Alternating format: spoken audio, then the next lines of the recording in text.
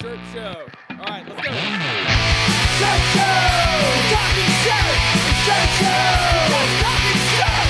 Shirt show! Talking shirt! Shirt show! Shirt man! All right! Episode 276 of Shirt Show. We're talking with Elisa from Don't Lose Hope in Oregon. Let's go! Hey guys, if you're new here, my name is Dylan. I am the owner of Upstate Merch and the host of the Shirt Show podcast. My guest host today was the amazing Angel from Halo in Australia. Amazing dude, super fun. He's got an awesome shop. They do a lot of like same day tee stuff, digital screen printing, all these kinds of things. Just super rad dude. And I love having conversations with him. He's super thoughtful and insightful. So it was cool to have him on today. Also, the main guest today was Elisa from Don't Lose Hope. I always think of her when I think of marketing stuff. She is a whiz at it. She is amazing, super creative, super thoughtful. Don't Lose Hope in general. Those guys are all amazing. So if you don't follow them already, check them out. But I thought between her and Angel, it would be a great episode to talk about marketing, social media, all those kinds of things. I think especially now with the way that the market is and the way that our shops are, a lot of us are trying to find ways to reach out and get new clients. And branding and marketing is a huge part of that. So if you're looking to enhance your brand and maybe do more stuff on social or, send out emails or whatever it is you want to do for your customers, this episode's for you. If you do enjoy this episode, the best thing you can do to support the show is to share it, talk about us. If you can, on Instagram, tag us in your stories, where you're listening to, what you're doing. I would love to see it. I would love for you to engage. It's me who DMs you back. So if you have a comment about the show, send us a message. Also, you can go to our new and improved shirtshowofficial.com website. And there's a ton of new stuff on there all the time. We have a whole hacks page now that is going through and listing all of the shop hacks that we've ever done since the beginning.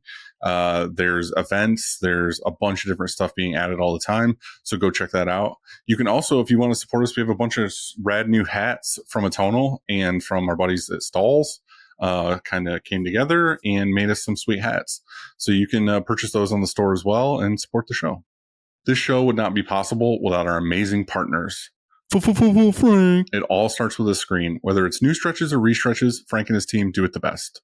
To find out more, go to graphicscreenfashion.com, greatfuckingscreens.com, or ffffrank.com. Cleaning screens is no fun, but EasyWay makes it way more funner. Their line of eco-friendly chemicals and equipment make reclaiming screens a whole lot easier. Right now is a great time to check them out because they have a new monthly giveaway where you have a chance to win $250 in product credit. Head to easyway.com/giveaway to enter today. EasyWay, it's the easiest way. Graphics is your source for production-ready digital art and remote art staffing. They can help any size shop from just starting out to enterprise level. Looking to add a hero to your art department? Check them out at graphxsource.com. SNS is your premier partner in the apparel industry. With one website, one purchase order, and 14 distribution centers with over 100 beloved brands, you can streamline your ordering and hit free freight faster than ever. SNS has 1 to 2 day shipping with the lowest error rate in the industry. Be sure to order your blanks from ssactivewear.com. Today's episode is brought to you by American Apparel, makers of the iconic 2001. Soft, fitted, and always in style, this shirt has been the go-to for brands, bands, and print shops for decades. If you want a shirt people actually want to wear, start with the iconic 2001. For over 90 years, Stalls has been the leading choice among apparel decorators for their heat transfer materials, heat press equipment, and custom transfer services. Not only do they offer some of the best products, but they're always looking to innovate and educate on our industry on all things heat press. Head over to stalls.com to order your transfers and check them out on YouTube to be taught a thing or two. Again, Stalls partnered with Atonal to make those hats for us, and they're chef's kiss. They're so good. And also they offer a ton of other things that you might not know of. So just go over to stalls.com, check out their website. They have a ton of heat applied products. Ryan, that's always been that solid go-to resource for screen printers. Not only are their supplies super reliable, but their network of education and support is next level. Whether you're figuring things out or fine-tuning your process, they've got your back. Check them out at screenprinting.com. Again, if you like the show, also we have a newsletter that I write every Sunday from my kitchen table. It is me talking about life, the shop, whatever. And then it's also going back through and giving you a cliff notes of last week's episode. And then we have tech tips from John McGee. We have industry news. We have shop hacks. We have memes, all kinds of things in there and more stuff to come. So if you want to be a part of that, that would be awesome. We'd love to have you. shirtshowofficial.com/newsletter. And if you are new to this industry and you need a group of friends to bounce ideas off from, check us out on Discord. It is shirtshowofficial.com/Discord. You can go sign up. It's free. You can do it on your phone on the Discord app, or you can do it on your desktop on your computer. Anything and everything to do with printing is in there, and it is monitored. So there is no trolling, no shitty people. So you're free to ask any question you want. Again, I appreciate you all. Thank you so much for listening to the show. It is me and my therapy session once a week talking about this industry. If you like it and you want to chat with me, hit me up. Thank you very much. Hey. My man. What's up, brother? Find my microphone to save the life of me, so hopefully you can hear me all right. I hear you just fine. Great. So you had to hunt around your place to find your computer and your headphones? Yeah, I was even breaking out like old podcast shit to be like, does this fit on the table? Because these new like good boom mics, they come with like a detachable part that you have to like put in, and I lost the bottom parts of both of them. You know, nobody ever gets to see this part because they just see this end of the thing.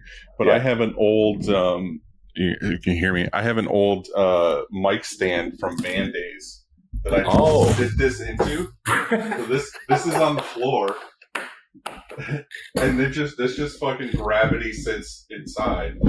That's the most print shop thing I've ever. And it just sits right here next to me. You know, beautiful. I don't have to do much. As long as this right here looks good, then we're good. What people don't realize is like we're in my office right now. I'm in the corner of a room. There's actually a toilet right next to your desk. I'm on the toilet right now. So what's convenient is I don't have to get up. I can just shit on this show and nobody knows the difference. The shit show. The shit show, exactly. Yeah. How's things, dude? They have been better, but they've been great. You know, those moments where you feeling growth, but it's not at the time that you wanted to feel growth. So it just that's what she said. Tell me about it. It's just like, it's a strange one. Like we got some employees leaving while trying to train up the new employees. So you're kind of missing on two salaries there because they're both wrapped up in training, and you're like, right. So nothing's getting done, and I'm paying two people to do, full salaries. So that kind of thing, as well as our DTF machine just wasn't giving the quality output that we wanted. And I was really obsessed with the ultimate quality. So we just got them to give us a full refund. So was that a new one that you got and you're not happy with it, or it degraded? No, it was a new one that we got, 9-color. So it can do like RGB and CMYK. And just, I wasn't happy with the color fastness. So the issue is a lot of these companies that bring in these DTF machines, they're just rebadging random Chinese machines, and they're going, this is our brand one. And I saw that M&R came out with the Quattro, which is the big blue, true blue M&R screen printing, but just brought into the digital world. So I said, let me get that one. And they're kind of like, well, it doesn't even exist yet. We're like, cool. So why are you promoting it for sale, weirdos? The Quattro? Yeah. Oh, maybe over there in Australia. In Australia, yeah. Well, they can't get it here, and they said that if I did, it would cost like over $110,000, and I would be the only one here with it, so there would be no techs to help repair it. Right, so I said, right. hard pass.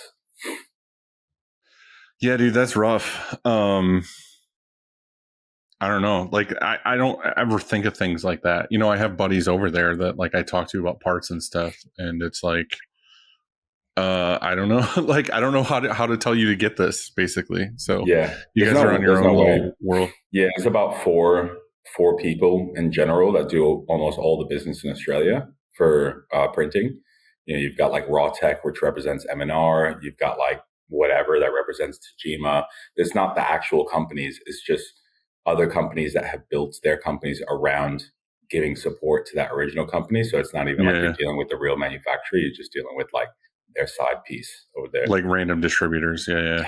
Yeah. And they're just salesmen. They're just trying to sell you shit at the end of the day. Mm-hmm.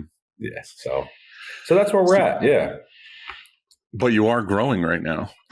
We are growing. I'm very proud to say that the day before yesterday, we placed our first deposit on building out our new CRM. That's 4 printers, by printers, specifically 4 printers. Fuck everybody else. Fuck every other CRM. Can I curse on here? Is that all right? Oh, as much as you want. Okay, great. Fuck these guys. Fuck these guys. Seriously, they can all get it.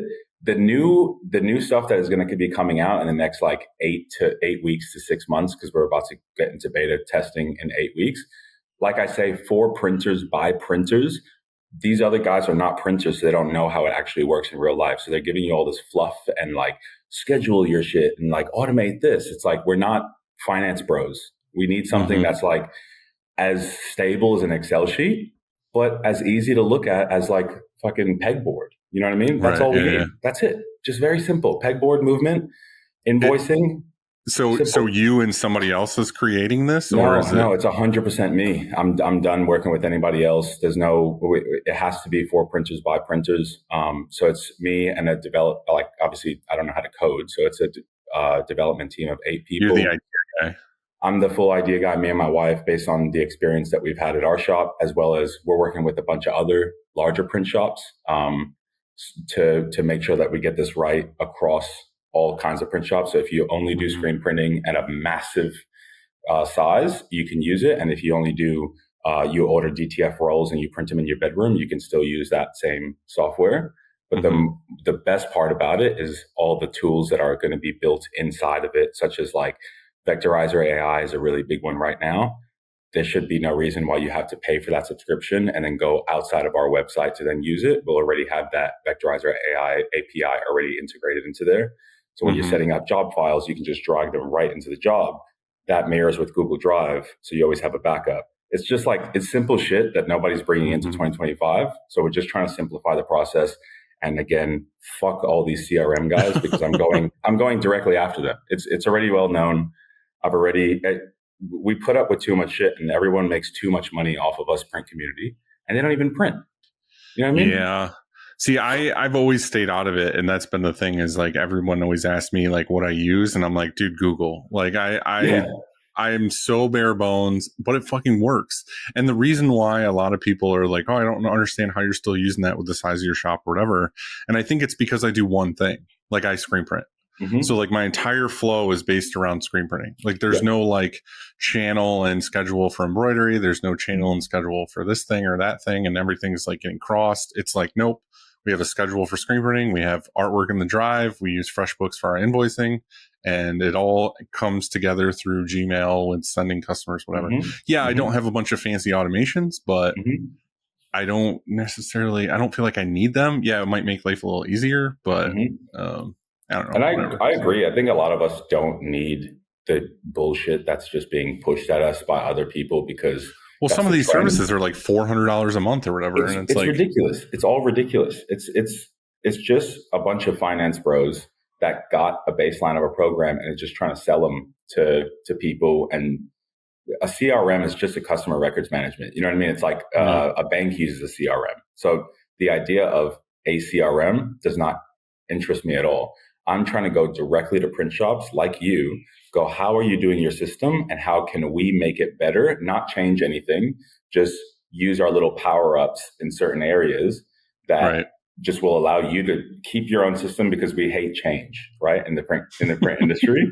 If somebody comes out with a version 3, you're like, version, fuck my life. That's how I feel. That's how I feel, as stupid as it is about Gmail. Is like Gmail is like, oh, we have a new look, and I'm like, no, please keep me to the old school. Like, I don't need all these like bubbles of this, that, and the other thing. It's the worst. Take a page from Craigslist, just true the same blue. Old fucking thing. If it ain't broke, don't fix it. That's going to be our motto as well. We're just going to have one version that works great. The end. Don't worry about fucking changing anything around. Just version 1, and if it doesn't work past that, then sorry, that's all you're stuck with for forever. Just no beta, no nothing. This is what I made. Deal with it.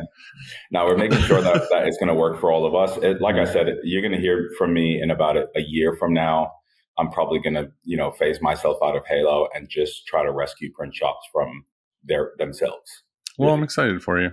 Thank you, brother. It's going to be a whole new venture, and that's what my attention has been, helping print shops make money, because we're all struggling right now. The reality, you know what I mean? General consensus is that it's not the easiest thing in the world with DTF machines getting smaller and being brought into the home. We kind of said that, 2 years ago, that was going to happen. Now we got to figure out how to create a union of printers that have real tangible hand skills, like screen printers, and how to create that as a premium product, maximum profit, because DTF will always be there. That's going to take the shit jobs. Screen printing now becomes a premium, and it becomes a high level service that like people are going to seek because it is that thing. You know what I mean? I fully agree with you. Yeah. So well, let's let Elisa in. Let's do it. Showtime. Hey. Elisa, have you ever met Angel? No, I have not, but I was a big fan of your episode. It gave me a lot of inspiration. You know what's funny is like I thought of Angel when we were talking about doing this episode together, and because he's very like marketing forward, that kind of thing. And then I also was thinking today how Angel, first of all, I love the heat check. Thank you, bro. Thanks. Like it's like one of my favorite things to see you do, especially the last one, because you were just so fucking bitter. You were just like, I couldn't find anybody, and like, fuck this guy. You know what? Fuck baggy like jean shorts. Yeah. And I was like, I feel like Elisa is the same. Like she's the American version of like the heat check. You need to do these fashion checks on people. Sure. Yeah, a little humbling. I wanted to have you guys on to talk about basically just kind of like shop marketing in general.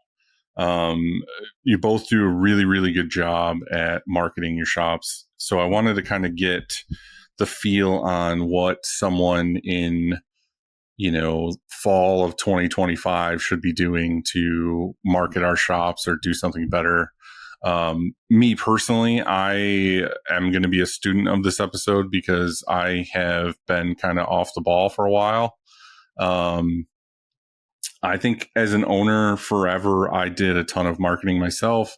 I grew our Instagram. I grew our socials. I felt like I did a really good job at it. I got to the point where I felt I needed to delegate that to hire somebody else to run the socials, which I guess Elisa, Christina had talked to you about, and you had a take on that.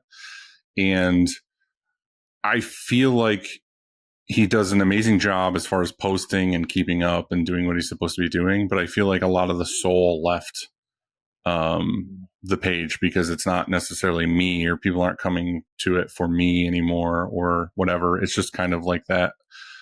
We're posting to post at certain times because we're supposed to, or it's a picture of a cool shirt or something. There's nothing really behind it. So I guess, I mean, and both of you seem to be the ones to be doing the posting and the talking and the branding and whatever. So I think that's a good place to start is, I guess, social media and Instagram. Like, how are you guys approaching that? And we'll start with Elisa, if you can tell me your approach to that. Yeah, I have pretty much the same opinion as you. So let me put everything in context. So I came on board to help 2021 starting, and socials was part of where I took over. Rodney is amazing at screen printing and teaching how to screen print and stuff, but he doesn't so much love being in front of the camera. He's better now that I can help coach him what to say, and he has a good little persona.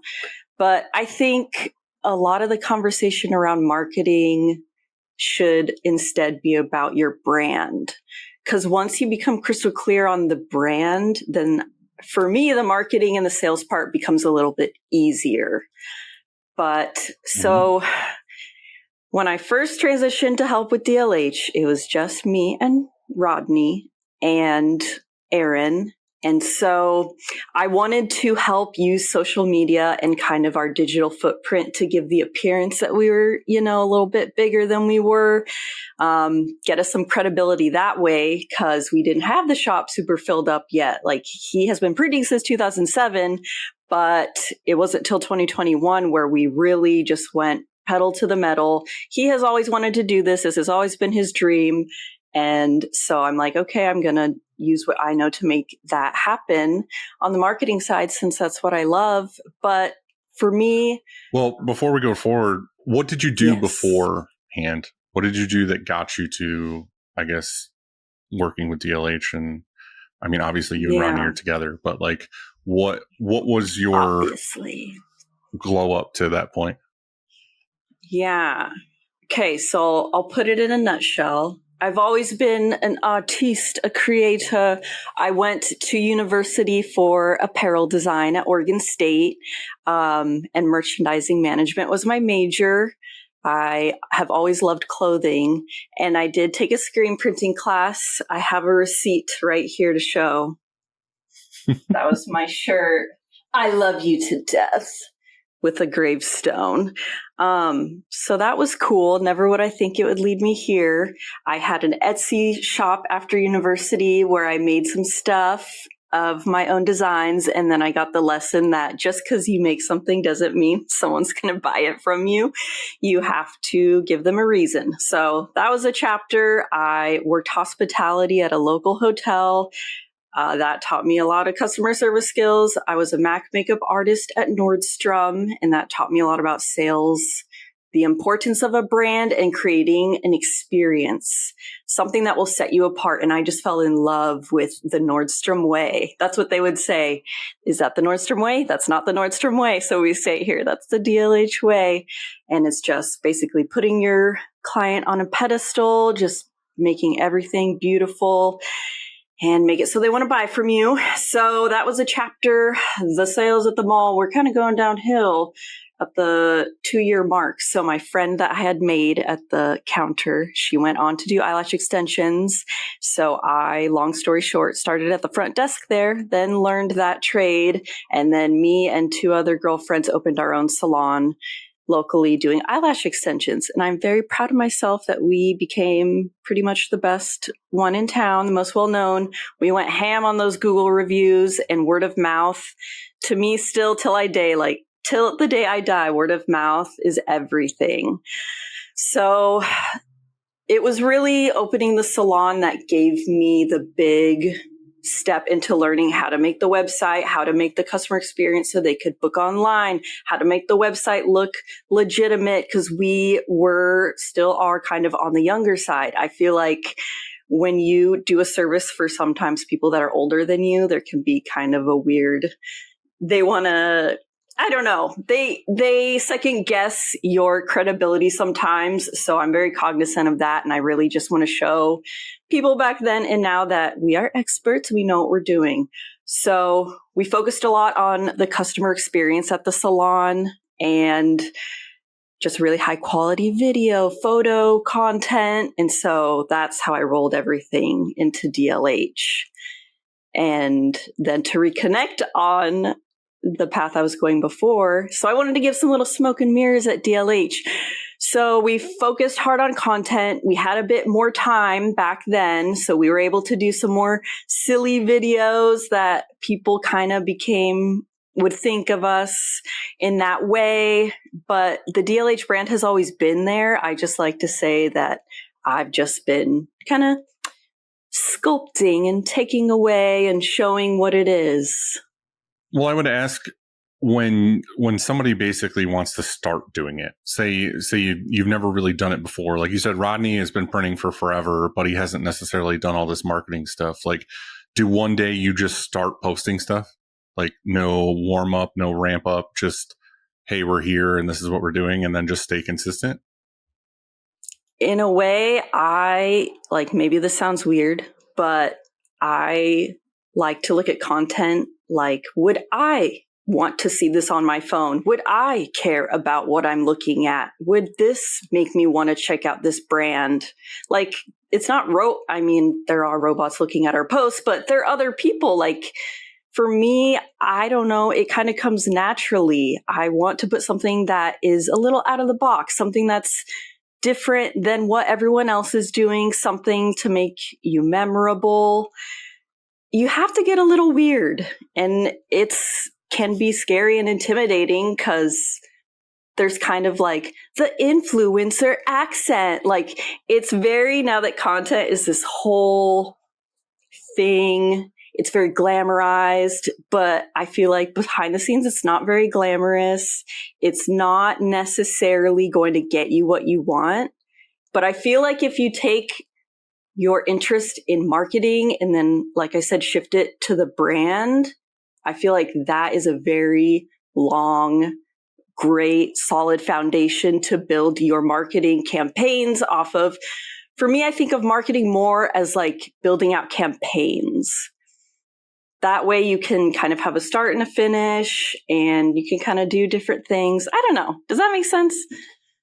Yeah, no, I mean, it totally makes sense. The funny thing is I saw a guy speaking earlier today, actually, who was talking about, it was probably because I was researching certain things, where he was talking about basically, so say someone wants to get into this kind of thing, and they start watching YouTube videos and they start reading articles and like, oh, how to market, how to whatever, or how to follow this trend or be on a TikTok thing or whatever. And it's like, you can't even win at that anymore because everybody is doing the same, like everybody's following the same path of like, okay, we'll post this many times or do this kind of content and then do this dance and then do this thing. It's like, you don't even stand out anymore. It's like, you know how many videos I keep seeing because I follow coffee shops and stuff for like the shop of the same shit of like throwing coffee in my boss's face until he guesses what flavor it is or whatever. And it's like, I see it all the time. And it's like, that none of those places stand out to me anymore. I just scroll right by it. And I'm like, we're all making the same bullshit content. Like, that's where I think something like Angel stands out with the heat check thing, because it's totally different. And it's like him doing it and whatever. And it's like, you know, it's things that are a little bit like, oh, well, I think this is cool and different. Not just like, oh, I found a trend online and I'm just going to do the same thing. Exactly. So you have to have the heart in it still. Like, I think of it as an art. Like, you get inspired. I get so much inspiration from other industries, because that's a problem too, just in the artist world. If you're always looking at your same medium, your same everything, like that's kind of, it's going to be like inbred content that comes from that. So you want to freshen it up. Yeah. I feel like with the screen printing as well, people get into these really weird holes where all they're watching is other screen printers' content. So then they start to create content for other printers, but those printers aren't paying their bills. And those printers are in fact their competition. And it's like, why are we focusing on what they think is cool instead of what the customer might think is cool? Because the customer is actually the one giving us the money. Right. And that's a big pillar for me, is to not make content for my industry, because my customers are not inside of my industry. And I don't care if it looks cringe to the industry, because again, the industry is not the one signing the lease, paying the bills, getting my payroll out. I don't care if I look cringe or cool. At least the bills are paid. You know what I mean? That's really what matters. I do feel like that's the hardest part for me, if I'm being vulnerable and honest, is like, I think all the time about making content on certain things like that. Exactly what we said, like for the customer. But then I'm like, I always have this thing in the back of my head of like, am I saying the right thing? Am I using the right terminology? Am I? That stress will never go away. Rodney will do the same thing. He's like, I would never do that, or I wouldn't say that, or and I go, these like the average person doesn't know. Like, they just want to kind of have somewhat of knowledge to get excited about what you're talking about, and just to know, see your credibility. You don't have to get super in the weeds. But he also loves that. What's soul crushing for me is like, I'm in all these other print groups and I'm very involved in industry stuff. So the problem is that when I do something, or I make a video on something, or I do like a Blue Crew tour for M&R or whatever, like I'm being scrutinized by industry people, because if I ask a certain question, they're like, well, why the fuck did you ask that question? Like, literally, I'm not going to name names, but like literally the other day, someone we know made a video online, like about, I don't know, I guess to the customer or whatever, like some kind of video about something. Well, in one of the other groups I'm in, it was just like a fucking teardown fest for like half the day of like, why the fuck did they make this? This, like, why would you do this? This is a whatever. And it's that's like, why most printers are broke, because motherfuckers right. don't know how to be nice.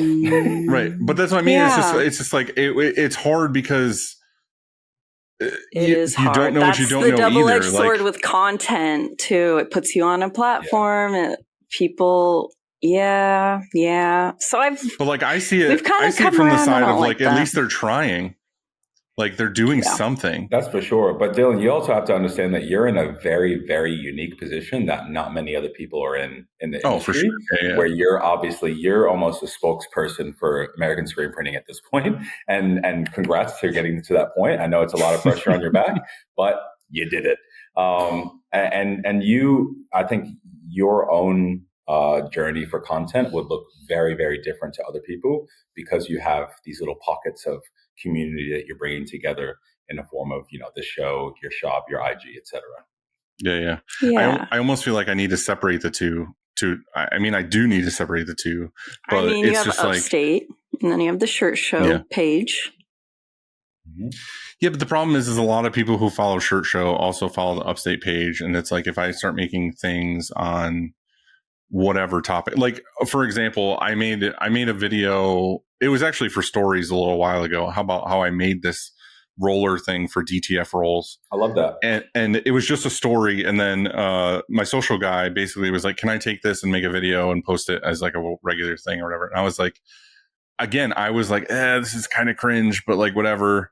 And he posted it like a month and a half later after I made it. And then like, I was like, like I talk on this show all the time about DTF and like how it's not the greatest, but also like we need it and this and this. You're overthinking it.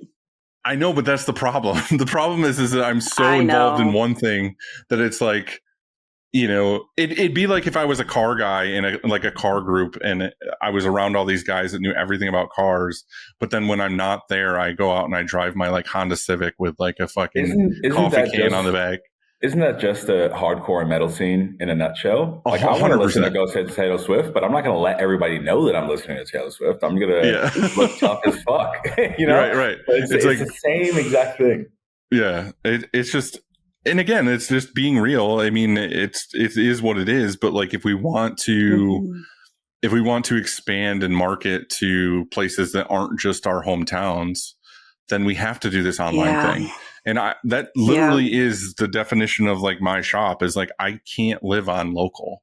I have to do stuff all over the place. So I have to do this online marketing thing. Like I have to do, hey, look at us. This is why we do this. This is whatever. I can't just sit here quiet and expect stuff to show up. So Angel, I saw you taking a ton of notes. Like, do you have a take on what she was talking about? This is my wife's journal that I'm writing these notes in, by the way. So, Megan, if you're listening, sorry. And your stickers just fell all over the floor when I decided to pick this up. I'm going to be super quick with this because I think that it's like even just clippable. My number one thing is I don't feed the beast, right? So I was talking to my Instagram socials guy that helps out, and he goes like, "Oh, we got to post at this time, and the engagements for this one wasn't as bad. Maybe we'll like change the video up." And I was thinking like, am I creating content for then TikTok and Instagram to send me generic shit about how they want the content made for them so that I can push shit and then the robots decide what they're going to push more or not? Then we're just working for fucking, like, am I a dummy or are we working for robots? Right? So then I thought, actually, fuck this anti-algorithm, just be yourself. And you know what? If you get 20 likes, great. That's 20 likes, 20 people that didn't see the video prior to that. But this whole idea that we also have to get up to this level of like this many hundreds of thousands of followers or this many, thousands of likes, it's like, it's actually just bullshit. A lot of it's just dead and it's people watching the content and just scrolling past. So since those aren't people that are actually going to pay me money and keep my business growing, I shouldn't have to focus on feeding the machine. And immediately people can tell when I was being genuine and being myself, like in the heat check videos, versus when I'm trying to do a tutorial and I'm like, here's how we do this. And it feels like fucking cringe, right? So that was my number one is like, right now I'm anti-algorithm and I'm anti-feeding the beast. I'm 100% just trying to create a video series so that if and when Instagram goes down, I can put that on my website and people have a whole, almost like a YouTube channel of shit to watch on my website of me, right? So that's my number one thing. Number two, I completely agree with Elisa. Customer service has to be number one, where your social media just points out how great your customer service is, not how great your product is, because at the end of the day, there's other guys using Permaset. There's other guys using M&R. There's other, we all have the same equipment. Very rarely are you going to be able to get a print from one shop and a print from another and go, oh, this one's the higher quality one. I'm going to go with this. They're just going to go, these guys seem like douchebags. These guys at least put a smiley face in the email. And then they're just going to go with that. And that means so much. Like, I don't understand why printers feel like, and again, I feel like it stems from the hardcore and the metal scene, that they have to feel like they need to, put on a tough face and just be like, brave.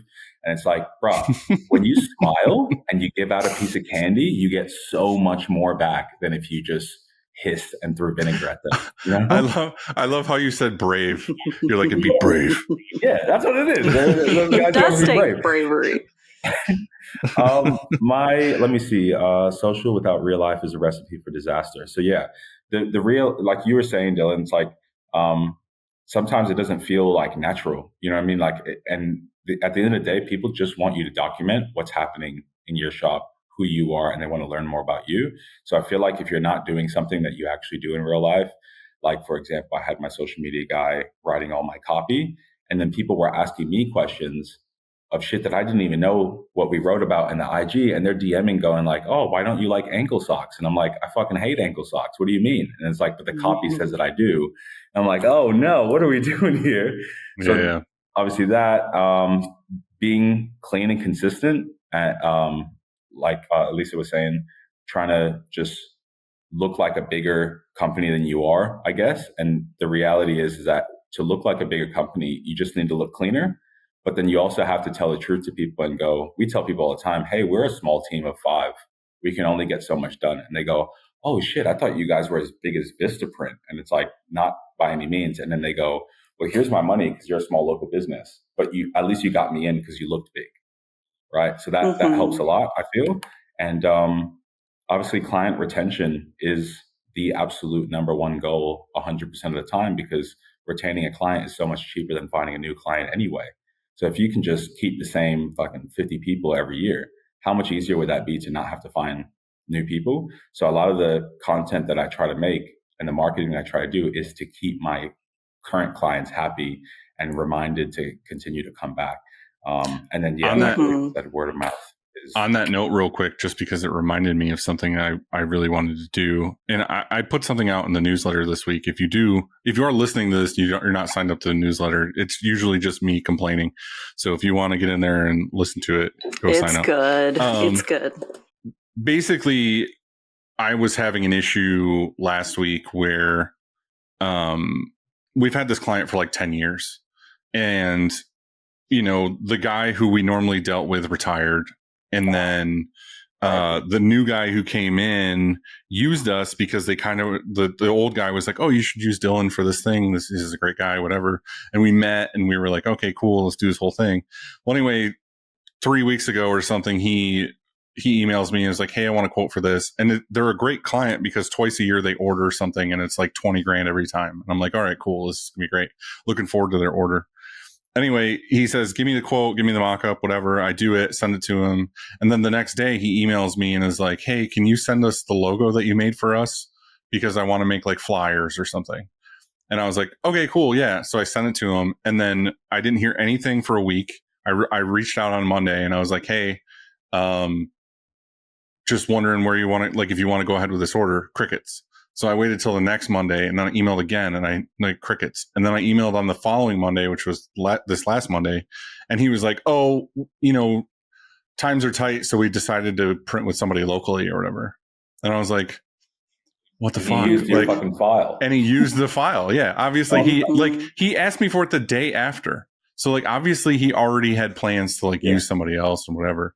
But then it got me thinking again, like, venting to other friends and printers or whatever, where it's like, well, how often are you reaching out to your current clients just feeling them out, being like, hey, where do we stand? Like, is there anything I can help you with? Whatever. And it's one of those things that kind of falls through the cracks where you're like, well, they've ordered twice a year every year for the last 10 years. I don't need to check up on them. They're just going to come. Where I learned lesson last week of like, well, maybe I should have reached out every, 6 weeks or something and been like, hey, just checking in. Yeah. I feel like, especially right now, we cannot take any client for granted. And I mean, that's also, again, to bring it back to marketing and content.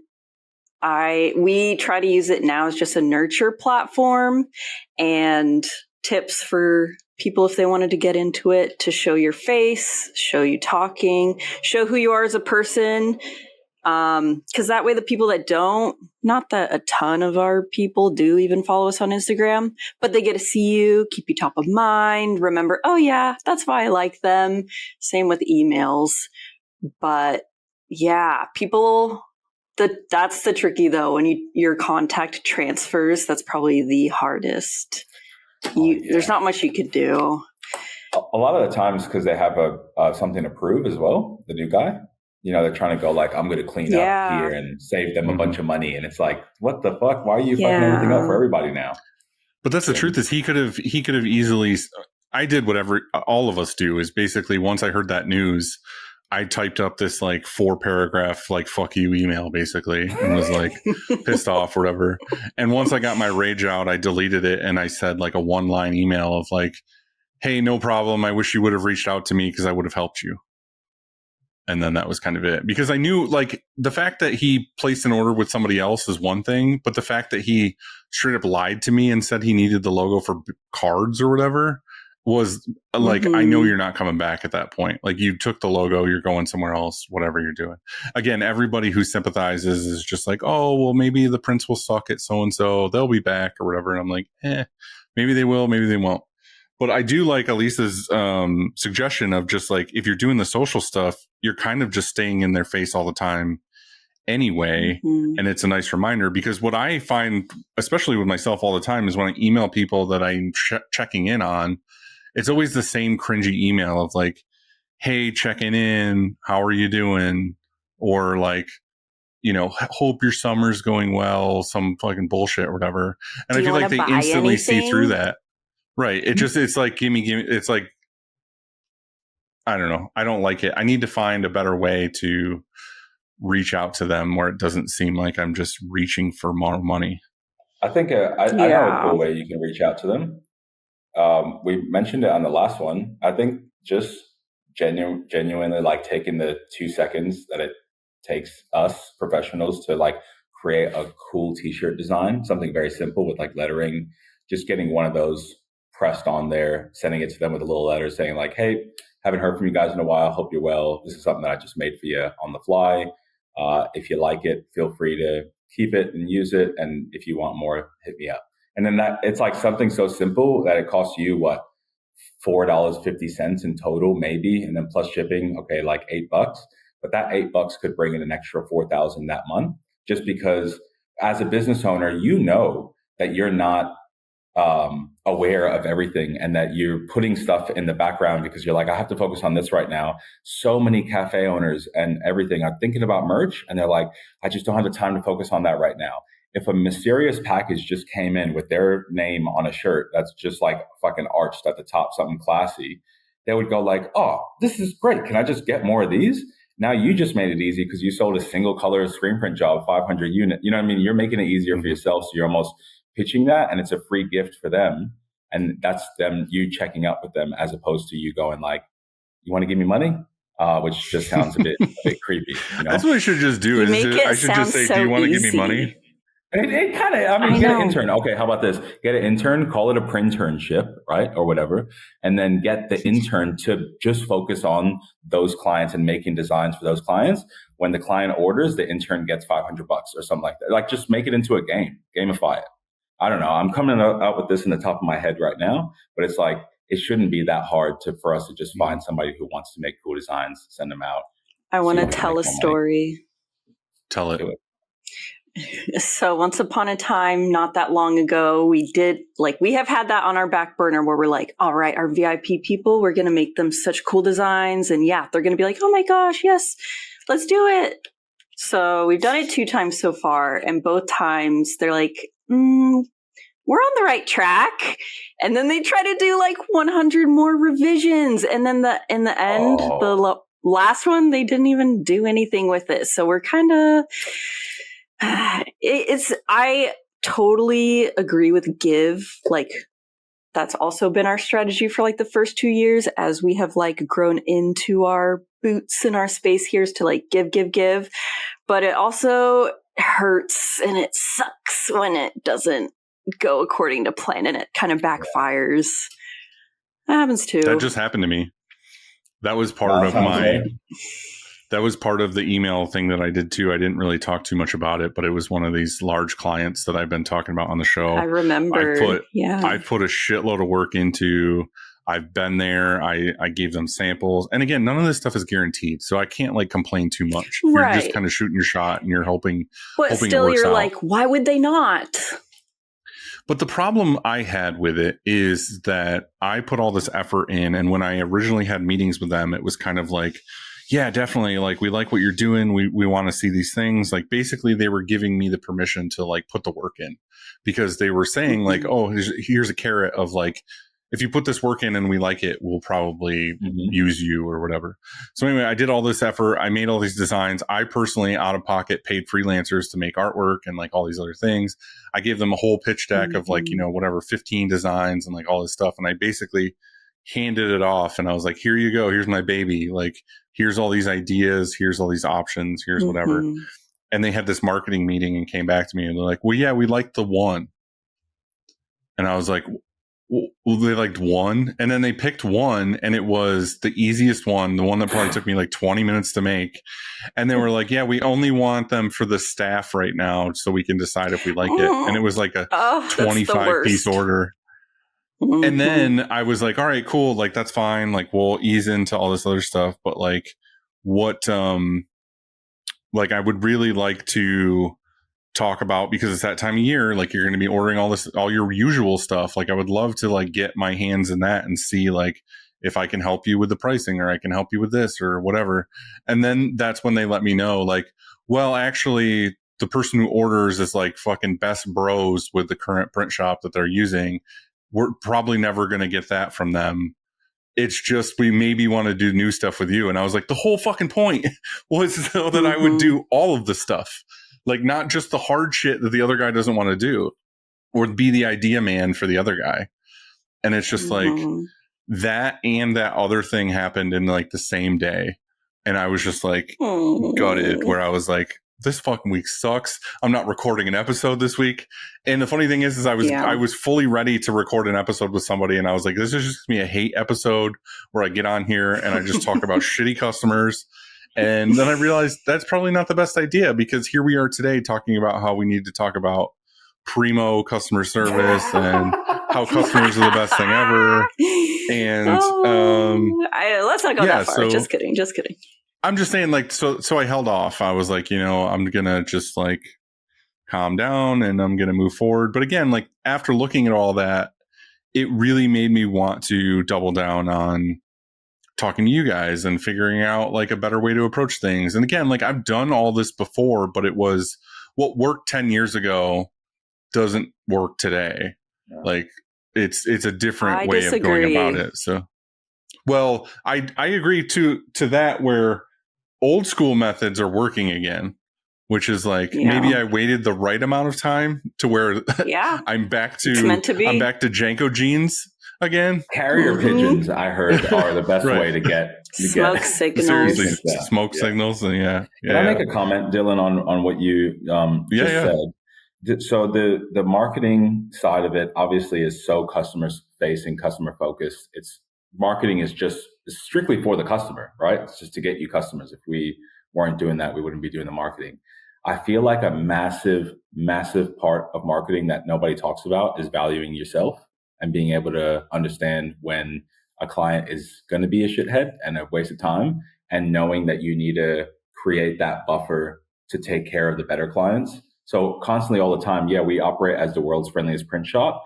Maybe approximately 50 people a week, we got to go, no thanks, you can go to another print shop, or we don't want to necessarily work with you because they're already asking for mock-ups before they've even paid, right? So unless you follow into our streamline of how the order is going to go, you can just go somewhere else and boss them around and tell them what you want to do. But if you're going to come and respect our sanctuary, then we're more than happy to be as helpful as we humanly can towards you. But you can't get out of these boundaries because now you're fucking with my bag and you're fucking with my employees and you're fucking with our system. Full agree. I'm not going to let somebody else come into our business, ask for all these things, fuck right off. It's like, that's when the Molotov cocktails come out. You know what I mean? It's like, it's just a whole different story. So I think valuing yourself is a massive part of the marketing process, because without you doing that, you're just going to waste a bunch of time. One that I wrote on the bottom of this, just to wrap this up, is that cheap leads equal cheap clients, and things like marketing on Facebook, I found, only bring in people that complain all the time, that want one t-shirt and they're like, how much is it in the comments? And you're like, well, the post literally says to message us. So if you didn't even go through it and respect that, I'm not even going to answer anything that you have to say right now until you've hit the first task, and then you have our attention. Yeah. So that's all I got to say with that. It's such a double-edged sword. Yeah. To go back to what I was just saying, though, is kind of like, I knew what I was getting into. Like, I was basically taking $100 bill and putting it on red. I was gambling that this would pay off. And again, it still might. Like, my contact at this place is really pushing, like really rooting for me. Like, they want it to work. It's just one of those things where it's like, well, there's 10 other higher ups and those people make decisions and these people make decisions. And then the person who writes the checks is ultimately like, no, we're going to go with the path of least resistance or change or whatever. So like, I'm just grumpy because my initial thought of how it was going to go didn't happen. So again, like, I'm just venting, but in reality, this company's doing whatever they got to do to, keep going and do what they're supposed to do. I just inserted myself and I was like, hey, look at me, like, use our stuff. So again, to be fair, I was gambling and I lost to a degree. But again, like, foot's in the door. I am working on some stuff for them, as small as it is. Hopefully it'll turn into something or whatever, but we'll see. Well, I'm glad you learned your lesson. I didn't. I'll do it all over again. I will 100%. I will 100% do it again for another client. I did not learn my lesson. Here's the thing. If you are able to do what you did and just structure it into a workflow, then it's okay.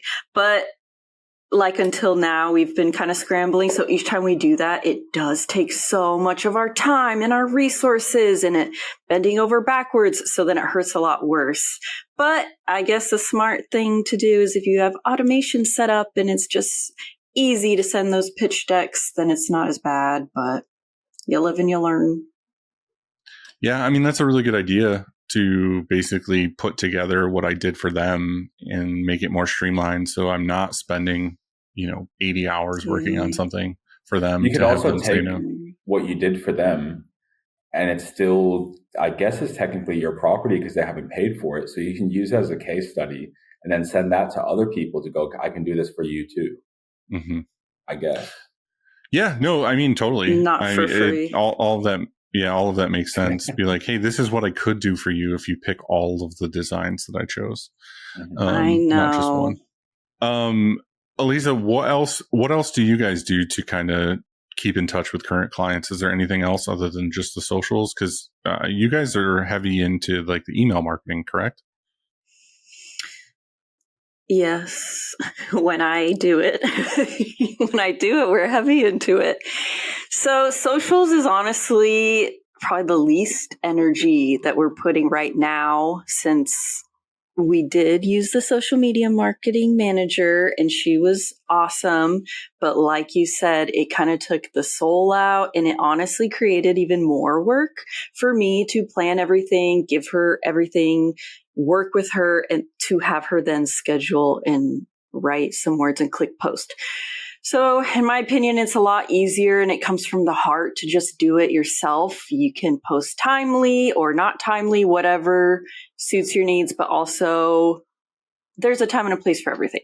So beside that, I would say the biggest thing that I focus on is our website, which it's funny because I listened to, I think, the yesterday episode where you're like, is there even a point of a website? So I focus most on the website. SEO is going to be the next focus. Email marketing. We honestly don't get a ton of people that respond and are like, oh, actually, yes, let's do something. But it's keeping them top of mind. When it comes to more so advertising for us, I'm like, I don't care. I just want us to be the first person anyone that knows us thinks about when they hear the word screen printing. Even if they're not a customer, even if they don't have a need for us, they can tell someone else. Like, I want to turn everyone that knows about us into referral sources for us. So just focusing on building our brand, the website, making it a really good resource, because I basically have focused everything around the type of shopper and customer that I am, because I like to, suss around, see if I even care enough to talk to these people, especially when it's a small business. And we are working a lot more with local people now, which is awesome.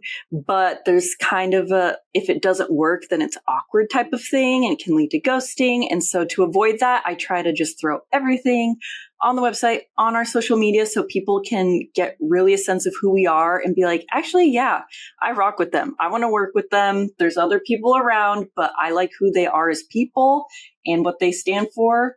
And that at that point, by the time they inquire with us, they're kind of already sold. The budget's always a thing. Obviously, if they are not familiar with budget, what to expect, then that can be a little hiccup. And most of our people are repeat folks. What's on the website that you think is valuable other than just your information? On the website, I worked with an SEO expert lady last year. And so she told me what specific keywords to put. But basically, it goes through the services that we provide, because it sounds silly, but okay, every screen printing shop can print tote bags, right? Not every one has it listed or advertised that they do that. So a common person might be like, they don't do it. So it is funny. That's so valid, by the way. That's so valid. Yeah. It's so funny with Rodney, because he's like, well, of course, like, we don't even need to say that we do this, like, it goes without saying. I'm like, for people that don't even know, they don't know. People ask us, they go, do you print hoodies? And you're like, yeah. Yep. And then they're like, and tea towels? And you're like, brother, yeah. I'm just going to say, just assume I'm saying yes to everything from now on. Right. Yeah. It's the same with anything. Like, it could be like a banner or like, oh, you embroider hats. I didn't know you did hats, or you do patches and all this other stuff. It's like, if you don't tell people that you do it explicitly, they're just going to assume you don't. And they're going to go be like, well, I get my t-shirts from Upstate. I get my hats from this place. Yeah. They think that everybody else specializes in something specific, when in reality, it's all the same shit. Yeah. So there's that. It's a lot of setup for people that have no idea at all how screen printing works, have never been through the process, because it is an intimidating process. And for most of the people that whatever, I'm not going to generalize, but like, again, I'm basing it on me. If there's any type of friction with me, like, how do I get from point A to having it in my hands? If it's kind of a confusing or weird, going to take more than like 5 minutes for me to figure out, it's going to the bottom of my list. So just making like a very smooth customer journey, what to expect. And a lot of it should be common sense, or you shouldn't have to say it. But honestly, just having it listed there, it builds trust. So it's really kind of like woo-woo, but the whole thing to get people to buy from you is like no trust. Most of the thing, just laying everything out on the table, being transparent, talking about our customer service, talking about FAQs. Some stuff I kind of plant in there to kind of, if people are reading through it, it's like training them. Also, how we operate, like the verbiage we use, kind of how we have boundaries. They can see that we're we're not just like a willy-nilly, like, ooh, hippies in a garage doing this. Like, no, this is a company. Like, we have structure. This is what to expect. But because of that, you can feel confident in our process because I know. You are hippies in a garage just asking for respect. Exactly. You can be both. We are strict hippies. But yeah, and so if you compare that to screen printer B, that it's literally just like kind of like, hey, here's my quote thing, fill it out. You're going to attract different kinds of people, but I like to attract people that are serious, that they can see the work that we have put into the website. And I don't think anyone would look at that and be like, oh, they don't care about their company. Like, you can tell because we've put so much time and energy in making things look nice. I feel like it translates into showing our work ethic into the production area. If that makes sense. I think the really cool thing about that your mentality around kind of like educating people and giving them, like you said, the verbiage, right? You're creating those boundaries already where they're not bouncing outside of that structure that we were just talking about. Whereas like, if you want something outside of here, you can go fuck off because that's going to ruin our whole week. But to branch off of that, the best clients to get are the people that don't know anything about printing. Because at that point, you can go, great, I want you, this is how screen print comes out, and I want you to do screen print because blah, blah, blah. But when it's the guy that's 20 years down the line and he's like, all right, so what mesh count are you going to use? You're like, fuck, here we go. We got this guy now, the professional that doesn't have a shop, going to go fucking tell me what emulsion do I use. It's like, how about you go fuck yourself? That's what emotion I use. The emotion I use is go fuck yourself. That's it. I've never encountered a customer like that. Maybe they're different in Australia. We get quite a lot. Like the guys that come in and they're like, I used to run a print shop. Let me get this. And you're like, we don't do that. And then they're like, well, how do you call yourself a print shop? This is actual actual quotes, right? People going like, what? How do you not do this? And I'm like, because we do digital small runs same day. And they're like, how do you operate a business? And then there's 4 people behind them lined up to get literally have to explain, like, I can't stand when customers don't understand. Yeah. Just go on our website. That's what the website's We have the big touch screen in the store now that has our website in there. So when they're in the screen and they're asking me a stupid question that's already on the website, I can just go, see that little touch screen over there? You can find it out there. I've got these people to help at the moment. I can't sit here and answer all of your questions. Honestly, yes. That's another good point. If you get we get more people like that over email. They'll just kind of be like nitpicky, but it's nice to just have it all laid out there and just copy and paste to the website and be like, here you go. It's the information if you really want to dig. But it's a video, it's thankfully, yeah. So one thing I do want to do that I've been saying since January, but I want to do, Loom to record the videos. I want to do monthly newsletters from DLH, but using Loom because people don't really like to read. And then I feel like maybe use the same thing from Instagram because we honestly do have like 2 different groups of people in each area, but kind of bridge the gap and help them see our faces too over email. They're more old school over there. Well, Angel, with all that being said, and you were talking about these certain people coming in, are you focusing your content and your strategies around a certain clientele, or is it more just like what you're offering that could support anybody? That's a really good question. So initially I was basing my content around people that wanted to start their own brands until I realized that they are a fucking nightmare to deal with, right? Because it's that whole thing of like, I'm the designer now. I never made a brand before, but I'm the designer. So I should know what, and you get people going like, I want a front left chest that's about 3 inches wide and it's got to have 7 colors and I want it screen printed. And you're like, but you only want 6. That doesn't make any sense. But in their mind, they're like, but I saw 16 YouTube videos that told me that I need screen printing only and that digital is shit.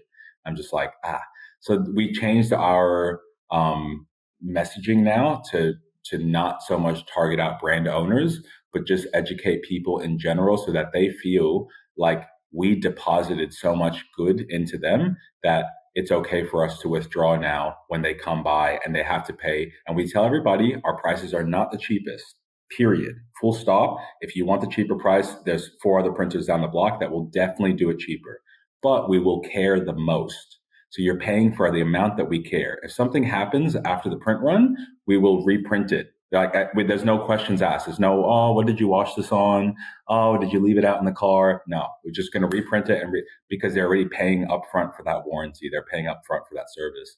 So that's what we're trying to educate our customers on now, is how much we have their back, so that when they do decide to print, then they go, I'm going to go to those ones that always talk about how they've got my back and they're transparent with everything, as opposed to those guys that look too cool for school and are just hanging out by the brick wall smoking a cigarette. You know what I mean? You're just like, rather go with the nerd. And that's honestly such an easy content and email and everything. Like, any printer listening to this, if you're like, I hate thinking about content ideas, super easy thing to do is just make videos in whatever fashion you would like about your customer service policy, about weird little stuff that you have to tell customers every day, but for the people that have never worked with you, so they don't even know what they don't know. They don't know what questions to ask. It's scary, and that will just break it down to when they're ready. They're like, oh, those dudes are really nice. Because think how pre-grumpy we are for people that ask stupid questions, but they don't know that they're asking a stupid question. I know. I feel so bad. I feel so bad. How don't you know? Don't you look at that one video that's 40 seconds that I made on Instagram 6 months ago? Like, why don't you know? So I think also repurposing old content and literally just reusing a FAQ, and maybe every month or every quarter you go through the same FAQs over again. Yeah. Because you know what? Someone is not watching that video and going to remember it. They need to watch it 11 times before they actually process it through their head. Precisely. So if you're scared about content, just make a content schedule that makes sense and just redo it over. Don't repost the same thing, because that's cheating. That's people going to know that that's just old and they're not going to pay attention to it. Just take the same thing and hang out in front of a window. Next time, open a fridge and say it. So it's just like, it's very simple. I think that's an easy one. Yeah.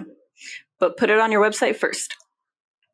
I know we were talking about being organic and not trending or anything like that, but are you finding that certain platforms are working better than others? Like, are you doing TikTok as well?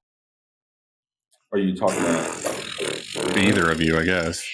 I'm not doing TikTok. Yeah, we tried TikTok for a little second, but for businesses, it's not super the vibe. It's definitely more just for content creators. Yeah, and e-commerce. It's different. Like people that can buy SKUs. But when you're a local business we're a product and a service, right? So that's already 2 strikes to our name, that we're not just some e-commerce product that people can hit buy now. TikTok works amazing for that, because it captures that moment that they're in right there of impulse spending. But with us, they have to think about what design they want. And then you're asking them questions about, what size t-shirts. And by that time, the buyer's high has worn off and they're like, not so much. So I find with TikTok, it's good for building a community if you just want to make videos, see how that goes there, and then take those videos and put them on IG. I feel like YouTube's kind of the same. It just reaches too broad of a spectrum of people to actually bring money back into the business, because someone from Nepal can love the video, but they're not going to order a t-shirt. Right. So I feel like Instagram for us, at least, is the most local, smallest one. And we're only worried about when we were going to boost a post, it's only in our neighborhood. We're not trying to boost it across all of Australia, because then what's the point? I'm trying to just hit the guy 4 blocks down the road that never been 4 blocks up that way. Essentially. For sure. I was going to say, I wonder if like YouTube would do well for you, even like YouTube Shorts or something, just to get like more Google traffic, basically. So actually we do, funny enough, our ads, so the only ads that we've ever really done is Google ads. And I feel like it's almost like the only thing that brings you to the table of the big dogs, because without Google ads, you'll never be able to compete with the people that are doing Google ads. It's just, it's night and day. But our ads guy just brought on a girl that specifically works with triggering the backlinks of social media back to the Google ads. So it makes it like holistic.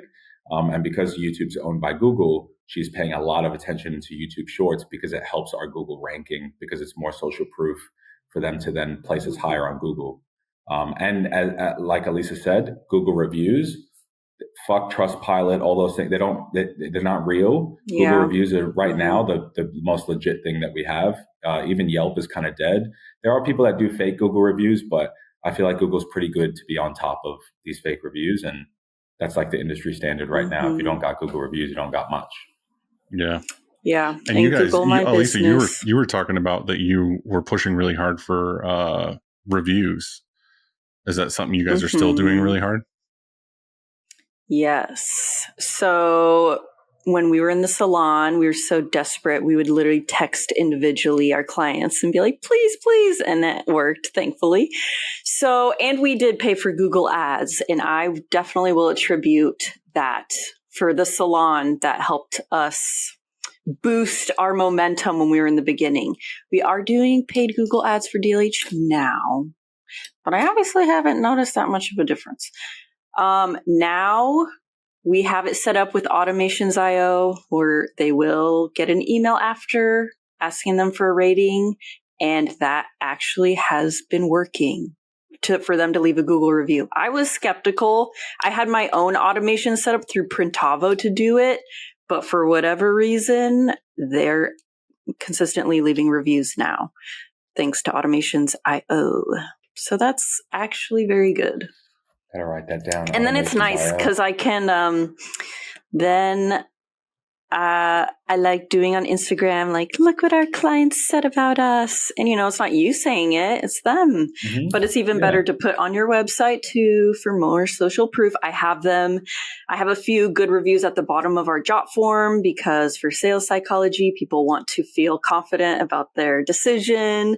So you want to give them things confirming that they've made the right choice. So it's like, here is social proof, words from other people that we do what we say we're going to do. People need a lot of reassurance before they part with their money. It sucks. Mm-hmm. Not me so much. I'm like, okay. Angel, are you doing any like referral programs for your clients? Or like especially because they can come in and get smaller amounts. Do you have like almost like a card, one of those punch cards of like? I do, but I don't. So for us, I might have mentioned before, we've never had a sale. We don't do sales. We don't do discounts. We don't do the whole like, oh, buy this bulk package. You can do bulk package stuff because it's not necessarily a discount. It's just making it concise into a package for somebody to pay this money and get that. But for us, instead, we do loyalty discounts after they come in already one time. So if they come back again, the price gets a little bit cheaper. After like the fifth time, they start to become family more. And now we have clients that roll through. They own a chicken shop. They come in with 2 buckets of chicken and they're like, I need this. And you're like, great, I'll be down in 20 minutes with it. And then bing, bang, boom. And we don't even trade money anymore. It's like some other guy goes like, oh, I got a tattoo shop. You want to trade for this? And it's like, but they've been with us for so long that it can get to that point where they've already referred us to all their other friends. And those other friends are ordering with us as well, that we can totally give a free order to the tattoo guy in exchange for, a leg piece or something like that. So we do loyalty discounts after the fact.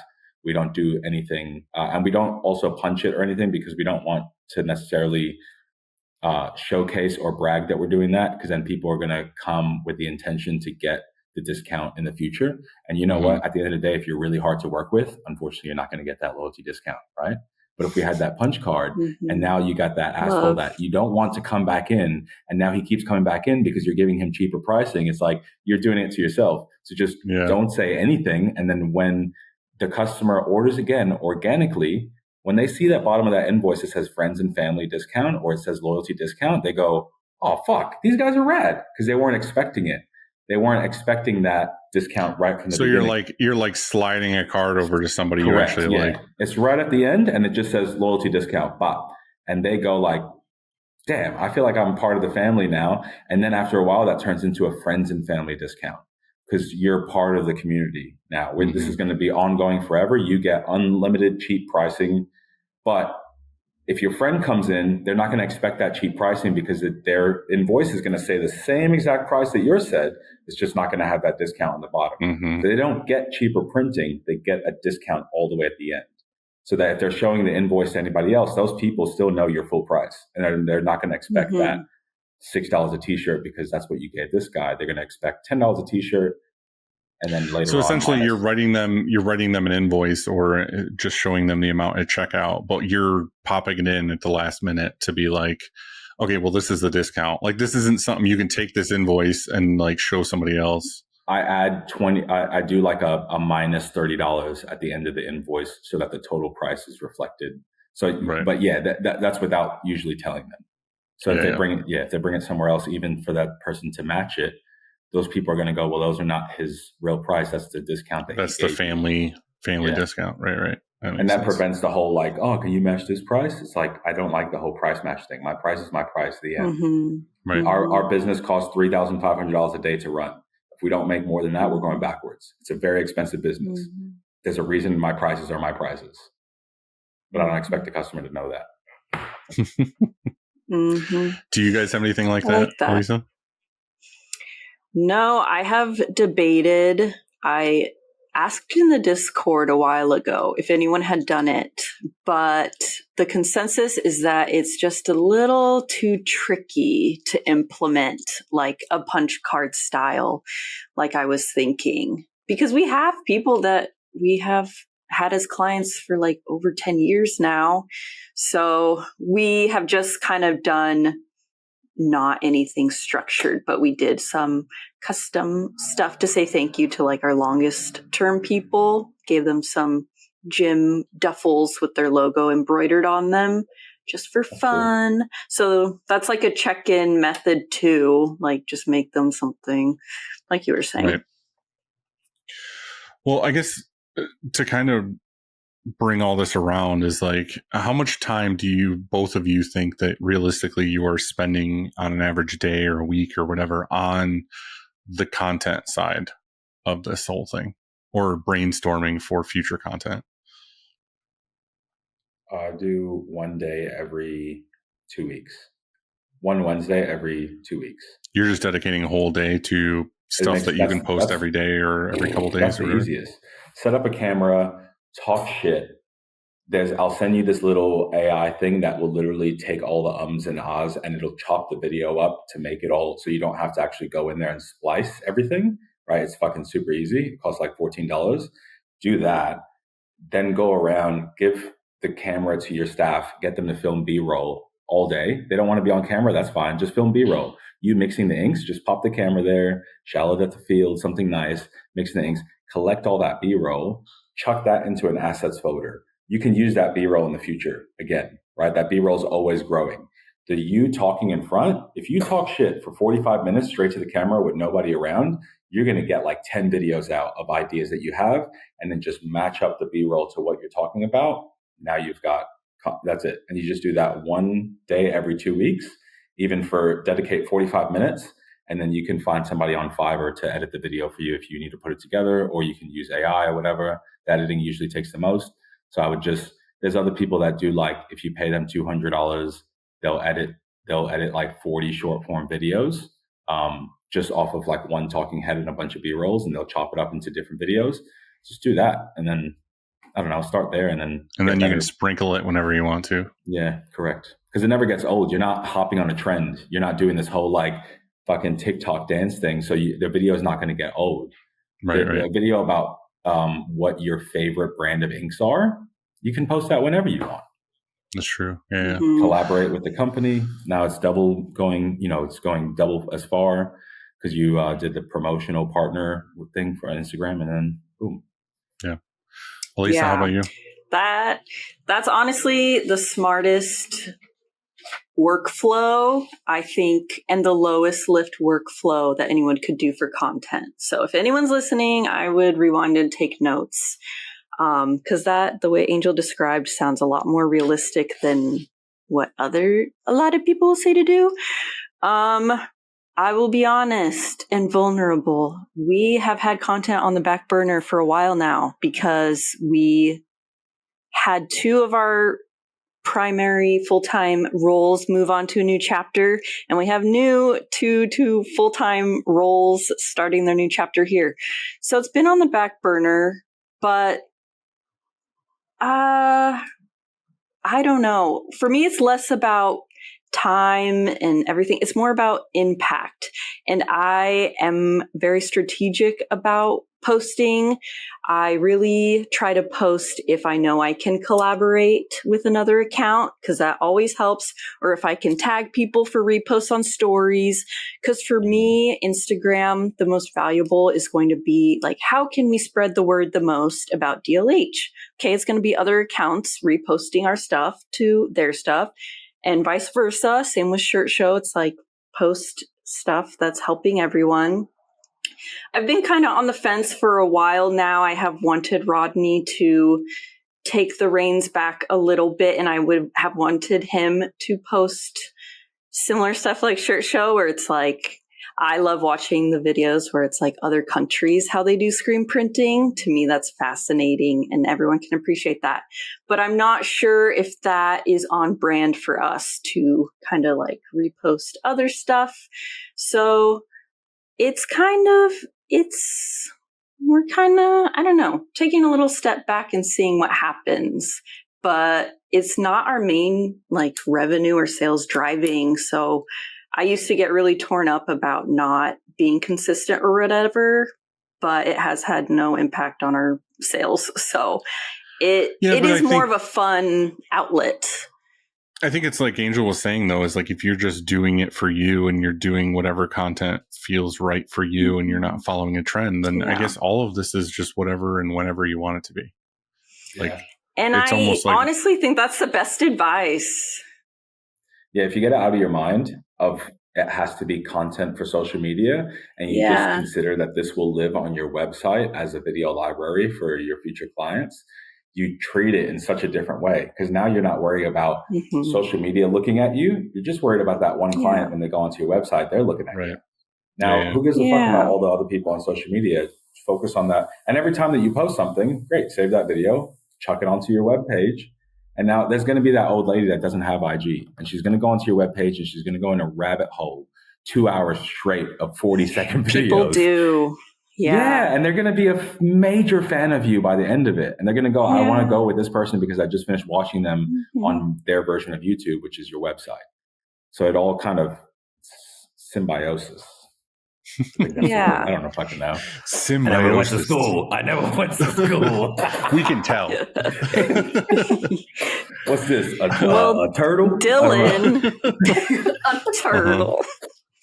Dylan, what is your vision for your content? Because I know you want to get back into it, but I am also the same way, where it's very easy to like feel so burnt out and on a hamster wheel. And it's like, so I know that you love movies so much. I definitely feel like there's potential to like overlap.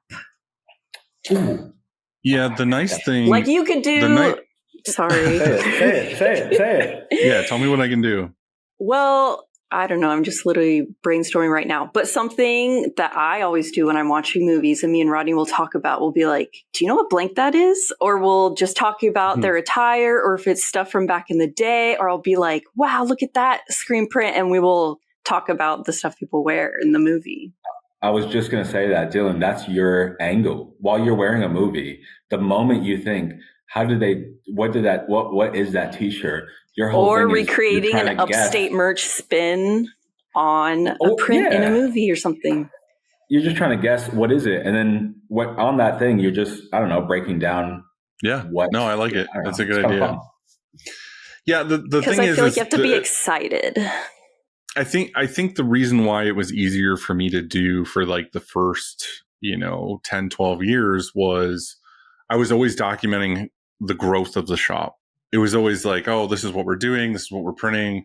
Oh, we got a new press, or, oh, we got a new darkroom thing, or we got this or whatever. And it was always like documenting the growth of something.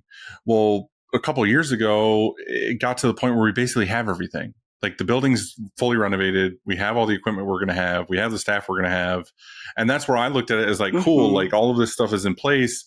Now I can finally fucking sit down in my office and I can work on, reaching this client or marketing or this thing. And that's where I was like, okay, I don't really have anything to document for social media unless I'm just posting pictures of cool shit we're doing. I'm going to kind of like farm that out to somebody to just make these posts so that I don't have to do those things. And then after a couple of years of that, it's kind of like, oh, well, I feel like it lost the soul of me being the person. Like, people knew Upstate was me, and they knew that like they could contact me to help them get their orders done. And again, like, the sad part of that is I get people ask me all the time. They're like, oh, I saw this cool print come out, and I was like, dude, I didn't even see it made at all. Like, it came in through one of the salespeople, it got printed and it got shipped, and I never saw any of the process. Like, I might have been on a trip, or I might have been in my office, I might have whatever. And that's the sad reality, is that you just get to a certain point where I'm doing the other things now. I'm not like in the shop constantly. I'm not whatever. And the funny thing is, the days that I have to fill in the shop for some reason, that's the magic day where you'll get a couple posts of something happening, because I'm like, oh, I'm heat pressing today. Check out all this heat press stuff. Or, oh, hey, I'm building this thing or renovating this, or I'm, whatever, on press pulling shirts.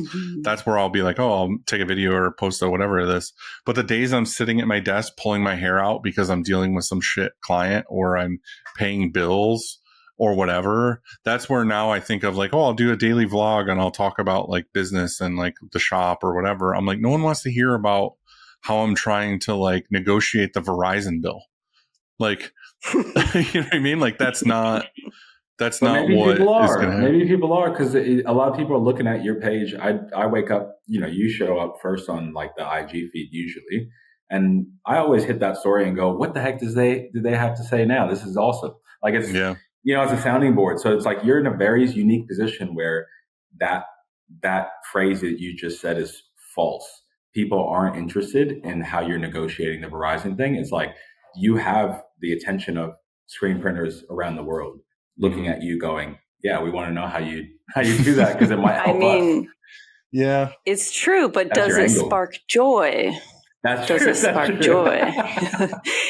You have to find the thing. I mean, it's very content marketing, screen printing. I feel like anything, you have to find the spark that makes you want to do it, even if you get pushed down and nothing comes of it, because you have to have the intrinsic motivation. Because I don't know how much business you get from Instagram, but sometimes nothing can come of it for a while. So what do you think about that, Dylan? Therapist moment? I think that's all true. I think that basically I could talk about my daily life and it would get a lot of people actually to engage and talk about it and whatever, because I am always looking into new products. I am always looking into new samples of whatever, this, that, and the other thing. Like, people engage with that kind of thing. R&D. Reviews. I'd be keen to see you get free shit and talk stuff about it. I have so many boxes of stuff that are literally in the office that I'm like trying to get rid of, that are just like samples coming in or this and that.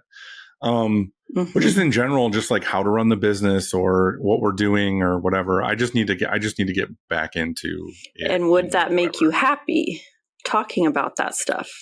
Or do you feel what like makes me happy is when we get new customers and everything's great. Like, if I'm being completely honest, dude, the last 2 years have been dog shit as far as like, we've been just basically getting the orders and doing what we're doing. And it's nothing, it's not sparking me joy, because it's just been glamorous. So Oh, same. Like, I want it to be pre-COVID, where we got busy ass summers and we slow down in the winter and I have time to build shit, and then we go back to being busy. It's not that. So if I'm going to truthfully be honest on here, is like, I want to do what I got to do to get customers interested in being here again, however that is. Like, I agree with everything you guys are saying. I agree with being authentic. I agree with doing things that spark joy and all this other stuff. I will go down that road, but in reality, whatever that road looks like, I want there to be do it in a way t-shirt to make orders sales at the end of it. Yeah. Right. So, I mean, that's the reality. We can all be artists and like make things that are cool, but like in reality, I want people to be like, oh, I want to buy something because he talked about the difference between, this t-shirt versus this t-shirt or something. Like I want it to be like, oh, I want to order that one. I think you're thinking about it wrong. Just saying. But they'll just come anyway because I'm doing the thing. No. Is that what you're going to tell me? No. If you hypothetically were to put effort into content, would it be on the Upstate page? Is that what you're saying? Mm-hmm. Okay. Say we did a series to do with movies. Think of all the new people you might go onto their phone because they like movies that are potential customers. Like when it comes to sales, all you're doing is trying to find the people that are into the same stuff you are. I mean, I listened to the episode yesterday, like the guy with the motorcycles. Like you talk the talk with movies. Yeah, and it can be content. It doesn't have to be creating stuff because I know it's like we all have the equipment to make all this stuff, but we actually, the last thing you want to do when you finally have some 5 free minutes is make more screen print stuff to try to get more sales. Yeah. But you basically just want to get people that are interested in the same thing as you and then segue them into that. I fully agree with that. And then the funny thing you say, like the movie thing is like, that's what our main market was for a really long time, is like comic books and movies and like all these bootleg stuff and whatever. Like we were doing a ton of that. I mean, we still do, but like not like we were, because again, like the soul of it went away. But I think using your idea and doing content based on the movie stuff would put me right back into that. Mm-hmm. And it would be fun. Market. Like it has to be fun, or else you're not going to keep doing it. It's going to feel like work. And that's why we honestly haven't done much content, because it did get to the point where it felt like work. And I'm like, this isn't fun anymore. So I've wanted to do movie stuff too, because we love movies. So I can give you all the ideas, but it's just a place to start. The crappy part with sales is you have to trial and error. But you have to do it in a way that's going to be low effort. It's going to be cringe, like Angel said. It's going to be... Brother, I cringe at myself every single day of my life. When I see my... Once you're cringe, you're free. I don't have Instagram on my phone. I have it on my iPad at the moment, because it's like I can't watch videos of myself. But at the same time, I'm aware that because people are going out of their way to tell me that what they found was informational or educational, or they loved it, or they want to see more, okay, then I'll keep doing it. But it was never my intention. It was strictly just to like fill in for my wife, because I've made all the branding around her, and it's pink and it's fun and it's friendly. And then you got some guy who looks like he's kind of robbing the shop, who took over the social media. And for some reason, everyone's going like, well, the contradiction kind of works. You know, you just, this kind of burly dude running this little pink shop, and it's kind of, I don't know, cute. So I love it. I think it's great. I think it's fantastic. Thanks, I think you guys are doing, both of you are doing a fucking great job either way. To wrap it all up, normally I would ask for a shop hack, but do you guys have a content hack? Or you were mentioning like I guess a workflow or an AI tool or something that you like to use, Angel or Elisa? Angel first. Elisa, you go. Oh, fuck. All right. All right. Number one is my biggest hack, especially coming from a photo video background as well, is don't worry about getting all this shit that you need, and like lights and cameras. And, you know, if you want, cool, use it as an excuse to get the newest iPhone. Sure. If you're looking to buy a piece of equipment, the DJI Osmo Pocket, the little one with the gimbal on top, tiny, that thing it shoots 4K. I want that. Nobody can tell that that's a camera that fits in your pocket. You can whip that out, put that in front of the carousel, and take a time-lapse video of the carousel. You can magnetize it to something else, the emulsion getting pulled, whatever it is. It's like, use that, pull that out all day, and just make B-roll of different things. That's my biggest hack. Create that asset library so that you can palm that asset library off to somebody else, talk shit in front of the camera for 30 minutes straight, just rant, exactly what we're doing now. Find the best parts, put B-roll, and then call it a day. Do that once every 2 weeks, and you should start seeing some consistency in your Instagram, I think. Yeah, I agree. I have B-roll saved to my phone as well, just in a folder. I think that's a huge good content tip. What other content tip would I say? I don't know. I have so many. I was prepared for shop hacks, so I brought books that people should read. Do that. If I'm I had happy to hear choose about one, these books. it would be this one.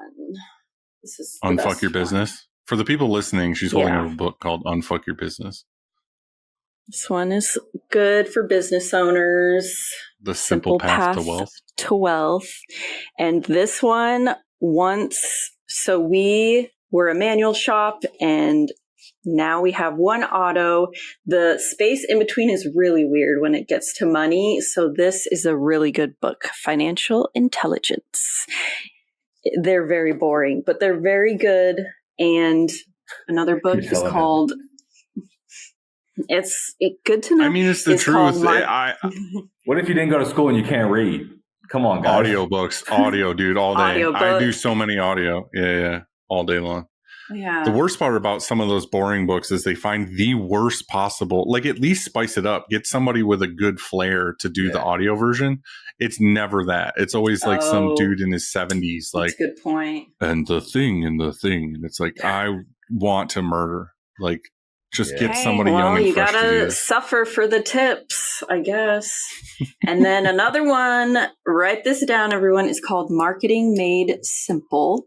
It's a book. There is a podcast as well. It's there's like a program you can do to become a Marketing Made Simple rep, and they go on to teach you how to market your business. It's very like marketing for dummies, and it's really good. That's where I first started. It shows you how to set up your homepage to make sure it's a good customer funnel, and it breaks stuff down. But that's what I would recommend a lot.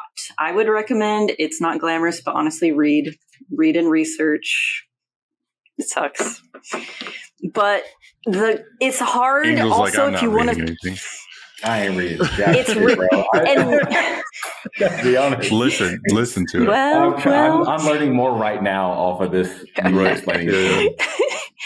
And just take everything with a grain of salt. It is really tricky now because content is amazing, but it has given everyone a platform. And there's a lot of grifters and a lot of people that will charge you a lot of money to teach you stuff that you can read in 5 minutes in the book. I'm not kidding. I have paid too many monies for people that have said stuff, and I'm like, dude, they're charging people for this. Mm-mm.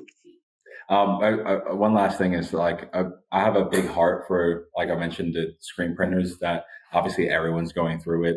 Like you said, post-COVID, it's just a weird industry, especially with TikTok and all these people with these random DTF machines pumping out the most garbage quality you've seen, not dropping out colors. They're not professionals, right? They don't understand how printing works.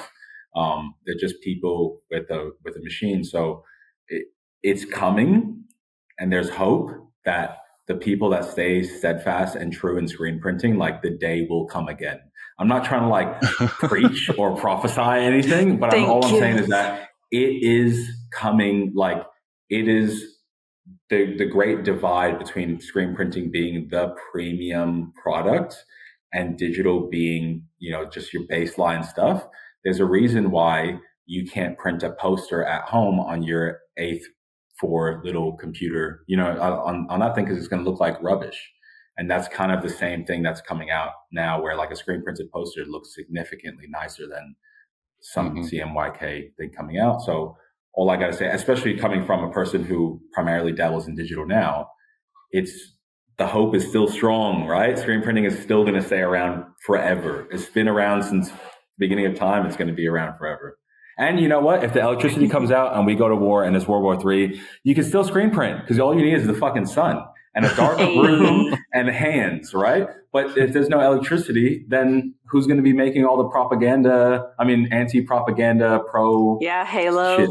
Think about it. No, I'm talking about screen printers. You know what I mean? It's like, y'all are going to, if something pops off, you guys are going to be all right, because you're going to be making protest t-shirts and stuff. So, amen, brother. Oh, thank you. All right. I'm going to do quick takes, but I'm going to try to do them in a sense of this whole thing. What is the video or content or something that you've posted that you're the most proud of so far? Here we go. I was prepared to do shirt print again. I was wearing it. This is the one I'm most proud of. That one is pretty great.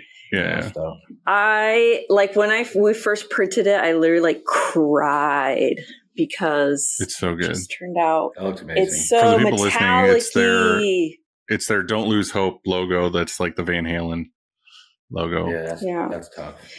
It's pretty good. Up close, it's kind of sus, but tell people that.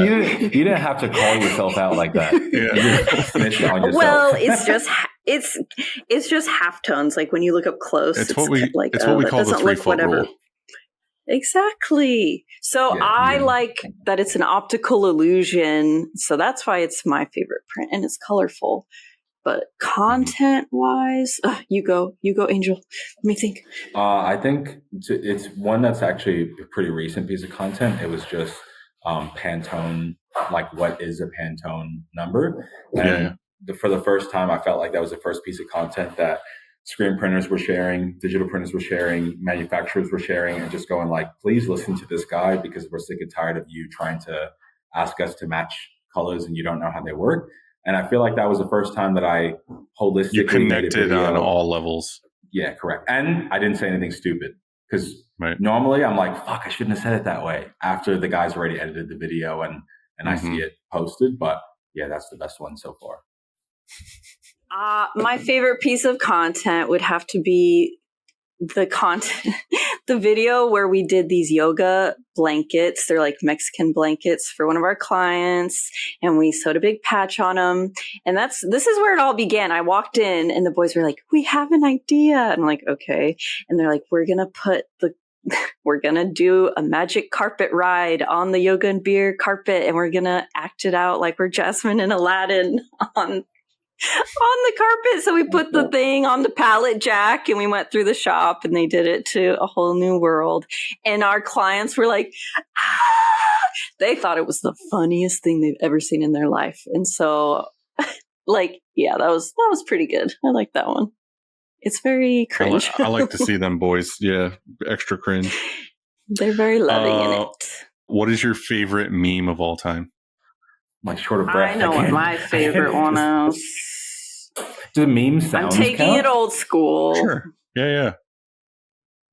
Oh yeah. The originals.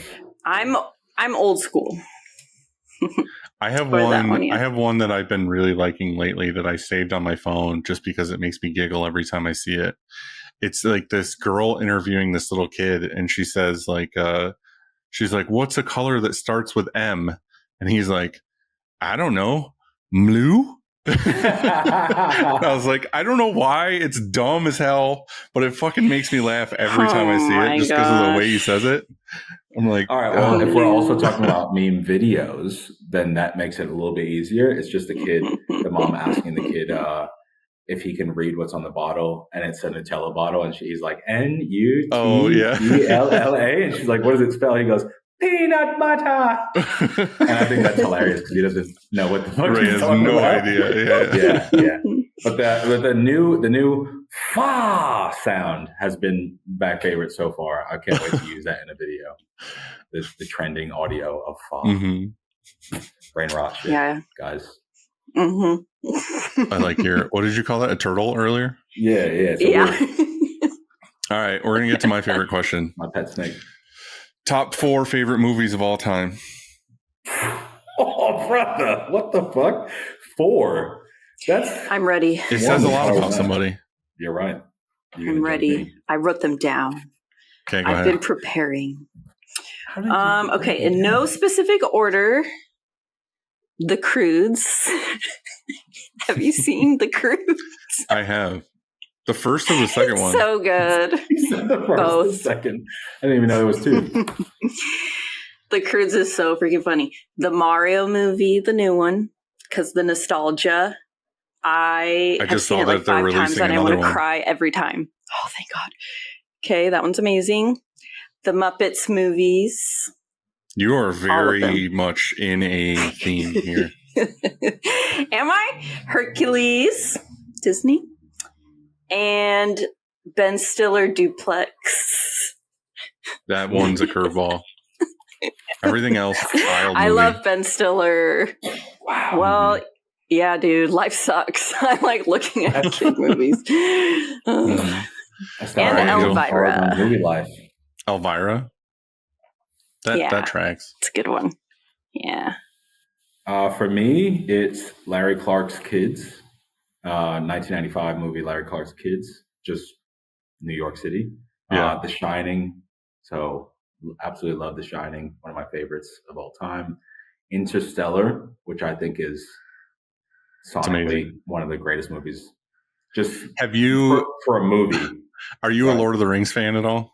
I started fucking around with Lord of the Rings later on in life. I didn't grow up liking Lord of the Rings. But there's I'll have to send it to you. There's an amazing mashup of Interstellar in the beginning when they're in the truck and they're going through the cornfield, like chasing the drone. And it shows Sam and Frodo running through like the corn or whatever. And then the truck fucking like hits Sam. I can picture that in my head already. It's perfect. I'll send it to you later. It's so good. That's amazing. But yeah, and I do love it. My final one is A Clockwork Orange. That was probably my first favorite movie, which is why it came out so fucked up. I was going to say that's a pretty fucked up movie to say it was your first favorite movie. It was my first favorite movie as a kid. It's weird, and yeah, still up there. Just the decoration, the Art Deco of the entire thing. Yeah. All that. It's a real timepiece. It's awesome. Well, again, I love asking this question because it really tells a lot about a person. And your first favorite movie, A Clockwork Orange, and Elisa's favorite movie is fucking mind-blowingly The Croods. The Croods. Dude, hey, if anyone watches that and wants to challenge me, it's hilarious. Dance battle? What are they going to challenge you to? I don't know. I don't know. A better movie. Well, I appreciate both of you so much. Thank you for hopping on and doing this. Thank you, Angel, for getting up at the ass crack of dawn to do this with me. Crazy. I appreciate both of you, and I think you're doing great things. So keep doing it, regardless of cringe or not. I'm enjoying it, and hopefully that says something, I guess. Be cringe but thank you guys, and I appreciate you, and I hope you both have a wonderful rest of your day. Thank you, Dylan. Thank you, Lisa. You too. Bye, shirt heads.